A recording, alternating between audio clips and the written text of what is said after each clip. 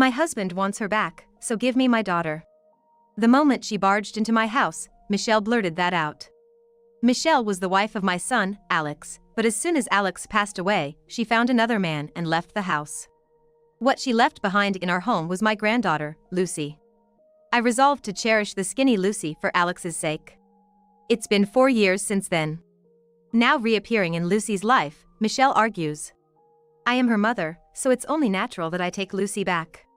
But Michelle abandoned Lucy once. Even if she demands Lucy back now, I can only feel distrust. I hugged Lucy close and glared at Michelle. I can't trust Lucy to someone like her. My name is Jennifer Brooks. I'm 54 years old.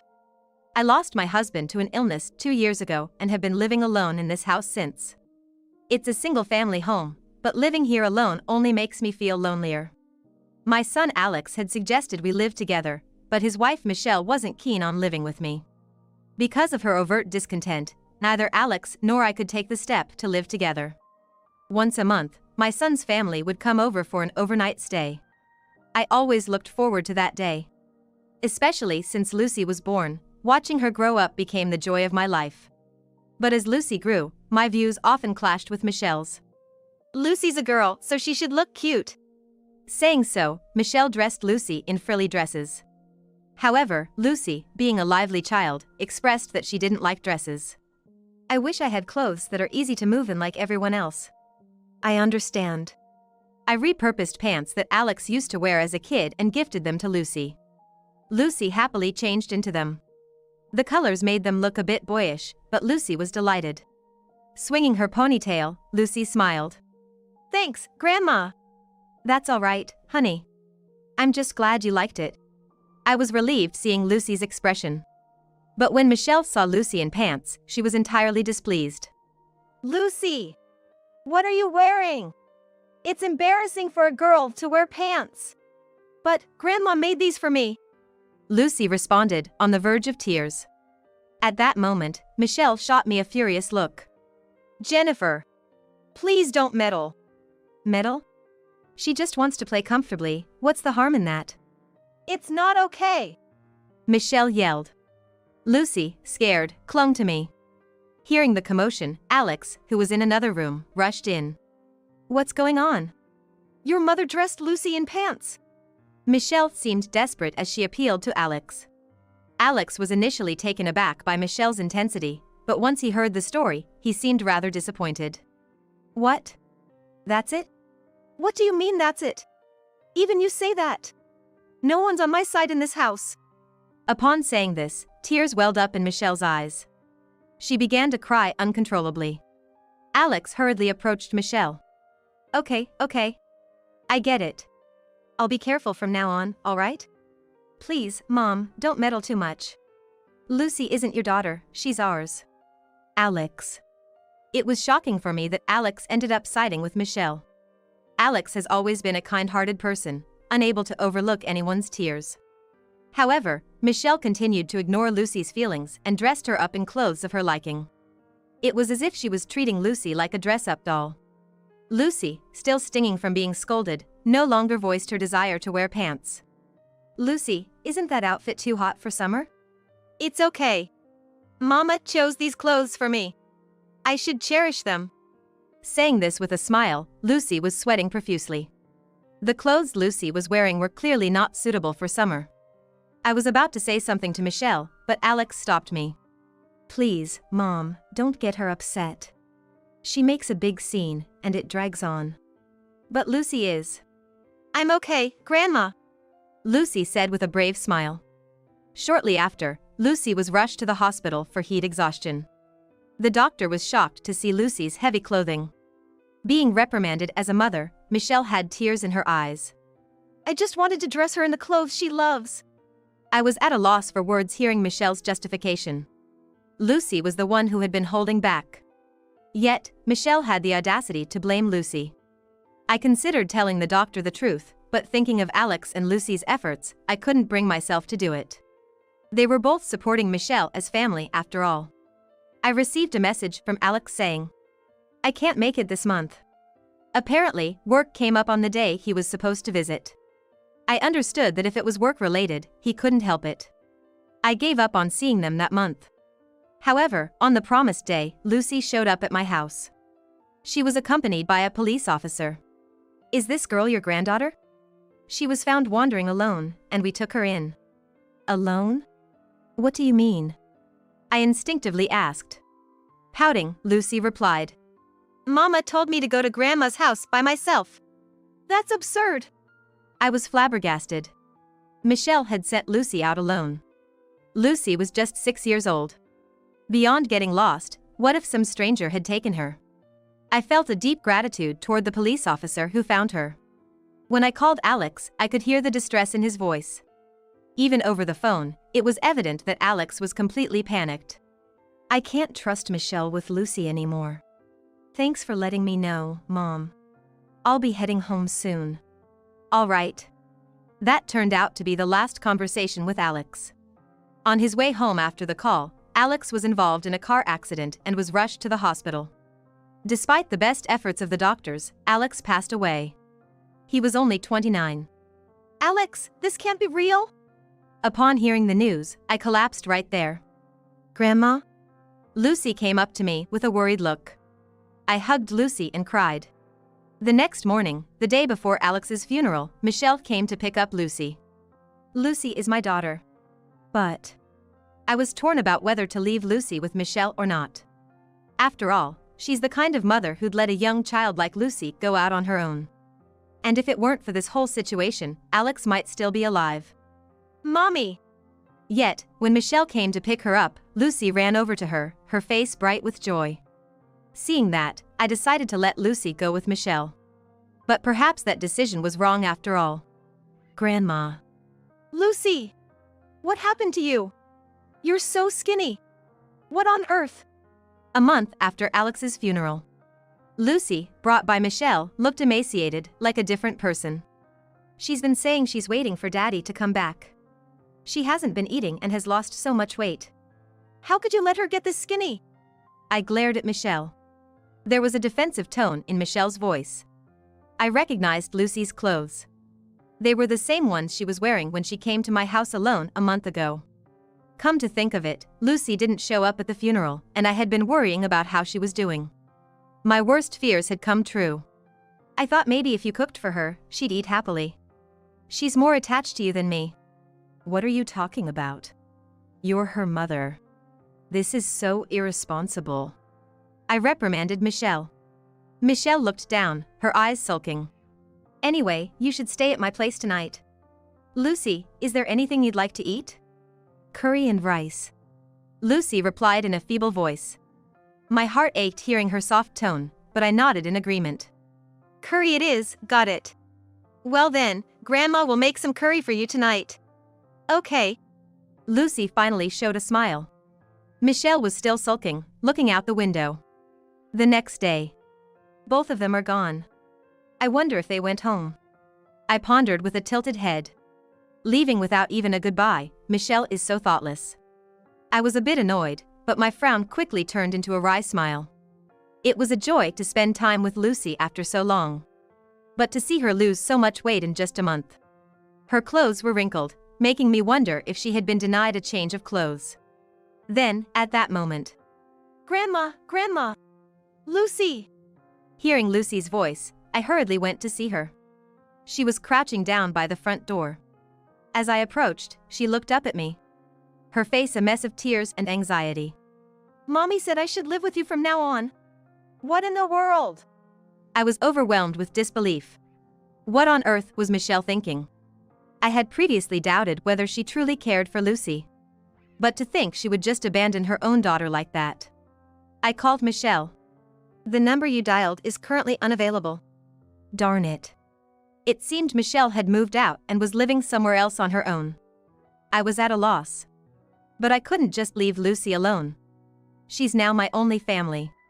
I decided to take Lucy in and raise her. For years passed since then. "Grandma, I'm off to school." "All right, be careful, honey." Every day, I would watch Lucy with her backpack head off. Since that day, I've treated Lucy as if I were her mother. Thankfully, Lucy quickly adapted to her new life.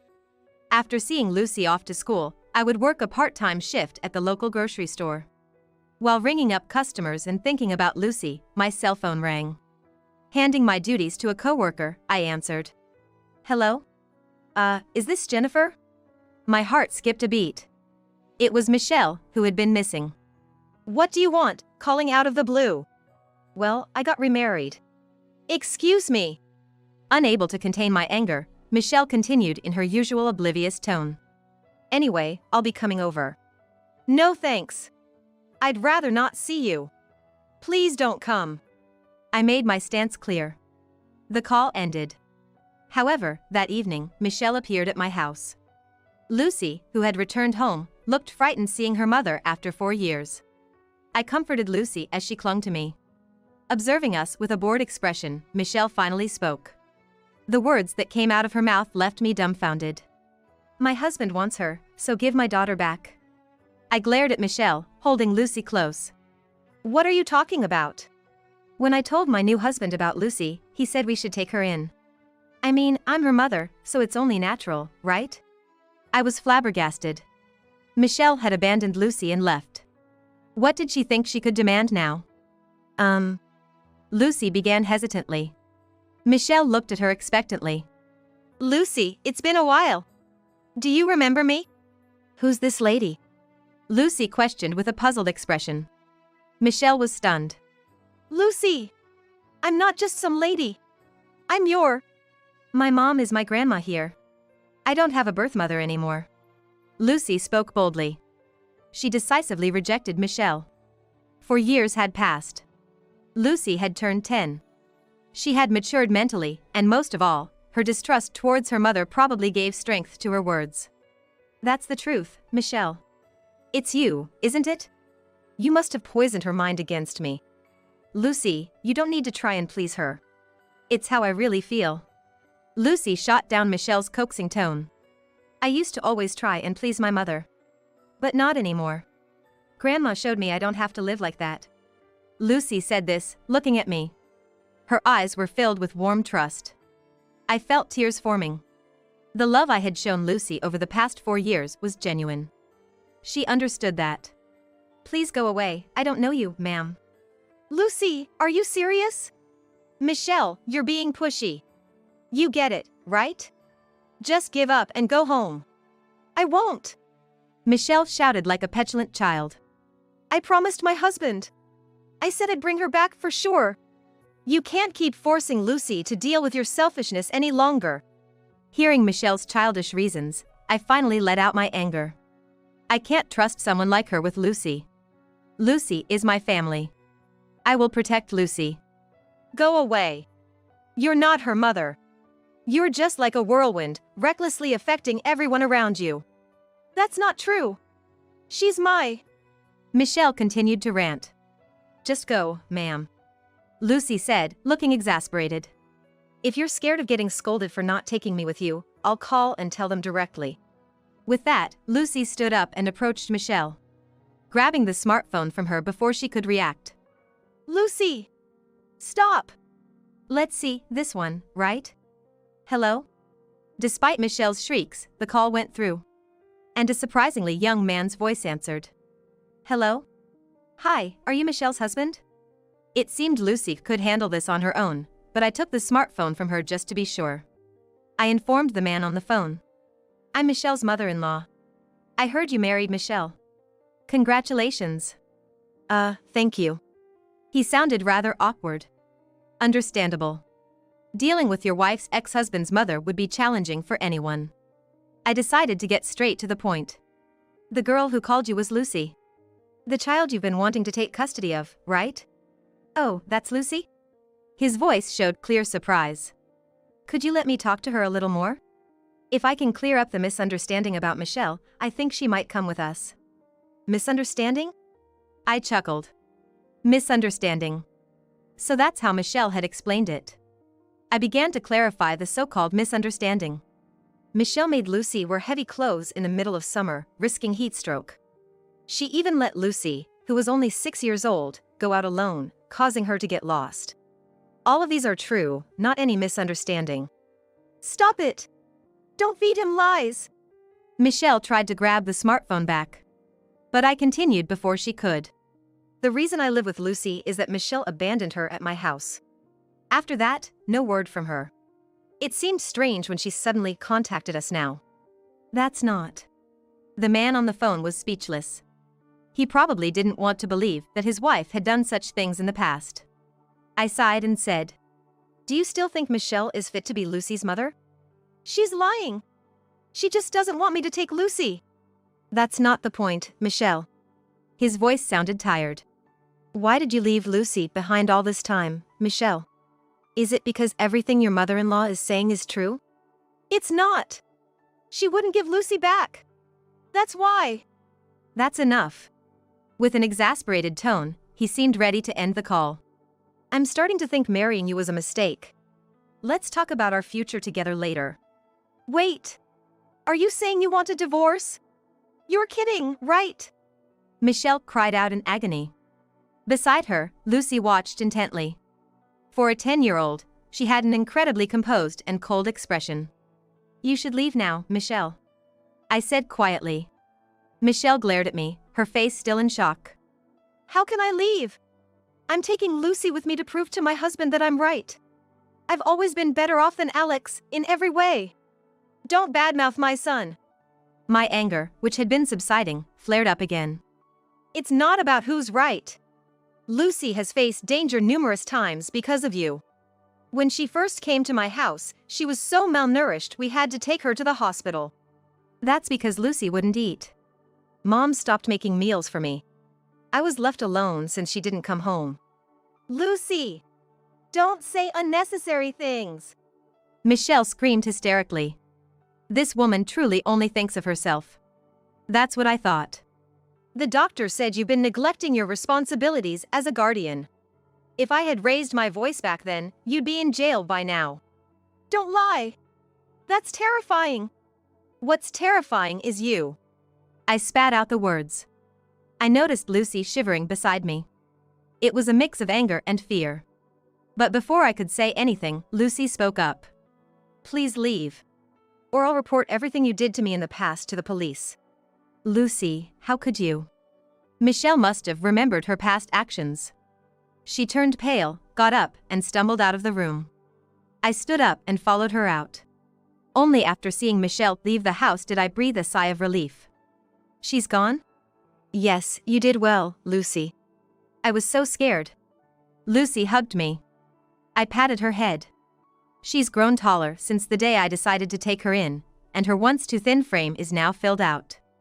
She looks like any other child now. It was proof that she had escaped the cruel treatment from her mother. A few days later, a man claiming to be Michelle's husband came visiting with Michelle. Luckily, Lucy was at school. "I'm sorry for my wife's behavior." "It's okay. It must have been tough for you, even if you didn't know the whole story." Michelle looked uneasy, her eyes darting around. To her, the man said, "Michelle, apologize." "I don't want to." "Well, it can't be helped then." The man pulled out a piece of paper from his pocket. Seeing it, Michelle began to tremble. I saw it too. It was a divorce lawyer's business card. The man truly was disappointed in Michelle. "But we talked about this, you said we wouldn't divorce." Michelle desperately clung to the man. But he coldly said, "I can see now. You can't even care for your own daughter. I can't go on with someone like that." "You! Michelle, enough." I scolded her. I used to be her mother-in-law after all. I couldn't stand to see Michelle's behavior. Have you ever thought about others even for a moment? Think about how your husband feels right now. "Stop preaching. Please, reconsider." Michelle tried her best to charm him. He must have fallen for it once. But now, he knows her true nature. No one in the room was fooled by Michelle's act. "Just leave me, Michelle." "No. I've changed, I promise. Please forgive me." "You're apologizing to the wrong person," I said in disbelief. She never apologized to Lucy, who wasn't even there. That shallow behavior was Michelle's downfall. In the end, there was no talk of Michelle taking Lucy back. On top of that, Michelle faced the possibility of a divorce. Though that's none of our business. "I'd love some of Grandma's curry tonight." "Sure, I'll make it for you." Lucy and I continue to live together, just like always. Recently, she started helping with the cooking. I was worried about letting her handle a knife, but she insisted. Cut the potatoes about this size. Lucy, you're doing great. Cooking in the kitchen with Lucy is so much fun. The curry rice is ready, and we sit down to eat. Lucy prefers it medium spiced.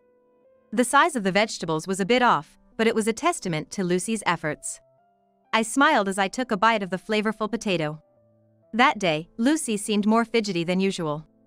Grandma, do you know what day it is today? I can't quite remember, I said, tilting my head. Lucy grinned mischievously. Today's your birthday, Grandma. Oh my! I blushed, having forgotten. I had been busy lately, and I didn't feel like celebrating another birthday anyway. I had completely forgotten about it. Lucy said with a gleeful smile.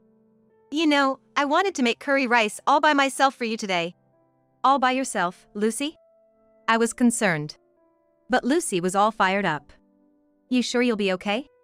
Aren't we gonna make it together like always? Nah. I decided I'm gonna do it all by myself today. Just watch, Grandma. Lucy declared confidently. I decided to trust her and sat on the sofa to wait. From the kitchen, I heard Lucy's little exclamation. Oh no!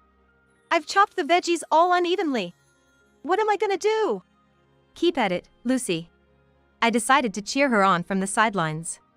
It seemed Lucy had regained her composure. She took up the knife again and began chopping the vegetables.